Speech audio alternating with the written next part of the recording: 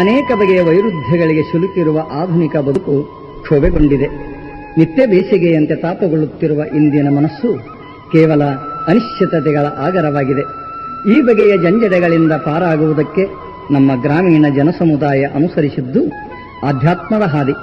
ಅನುಭವದ ಅನುಸಂಧಾನ ನಮ್ಮ ಎಲ್ಲಾ ಬಗೆಯ ಲೌಕಿಕ ಭಾವನೆಗಳನ್ನು ದೂರವಾಗಿಸಿ ಹೃದಯವನ್ನು ನಿರ್ಮಲ ಸಲಿಲದಂತೆ ತಿಳಿಗೊಳಿಸಬಲ್ಲದು.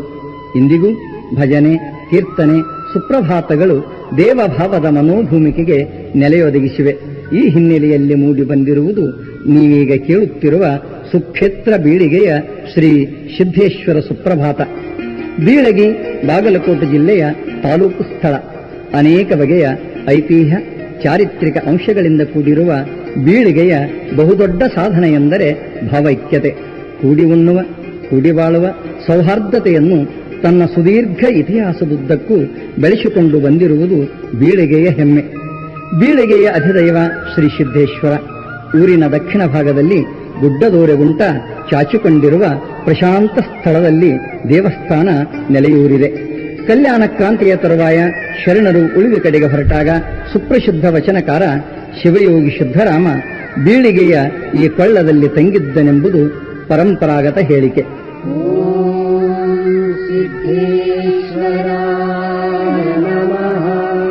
ಸಿದ್ದರಾಮನು ನೆಲೆ ನಿಂತ ಈ ಕ್ಷೇತ್ರವೇ ಕಾಲಕ್ರಮೇಣ ಸುಕ್ಷೇತ್ರವಾಗಿ ಬೆಳೆದು ಸುತ್ತಲಿನ ಈ ಭಾಗದ ಸಾವಿರಾರು ಭಕ್ತರಿಗೆ ಭಕ್ತಿಯ ತವನಿಧಿ ಎನಿಸಿತು.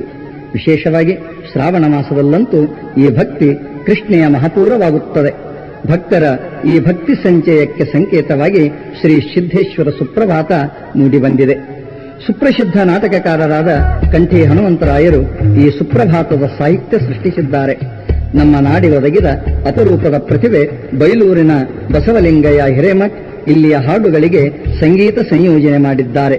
ಬೀಳಿಗೆಯ ಶ್ರೀ ಸಿದ್ದೇಶ್ವರ ಸಂಸ್ಥೆಯವರು ಸೇವಾಭಾಗ್ಯವೆಂದು ಈ ಸುಪ್ರಭಾತ ಧ್ವನಿ ಸುರುಳಿಯ ನಿರ್ಮಾಣದ ಹೊಣೆ ವಹಿಸಿಕೊಂಡಿದ್ದಾರೆ. ಬನ್ನಿ ಈಗ ಶ್ರೀ ಸಿದ್ದೇಶ್ವರ ಸುಪ್ರಭಾತ ಕೇಳೋಣ.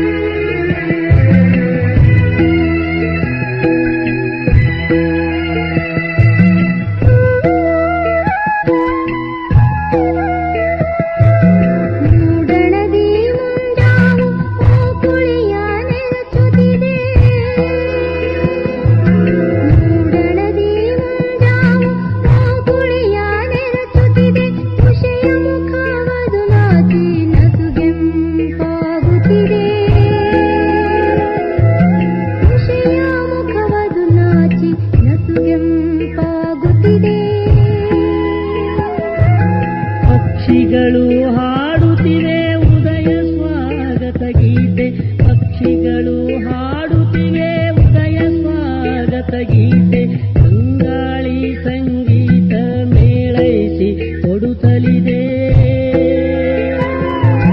ತಂಗಾಳಿ ಸಂಗೀತ ಮೇಳೈಸಿ ಕೊಡುತ್ತಲಿದೆ. ಓಂ ಸಿದ್ದೇಶ್ವರ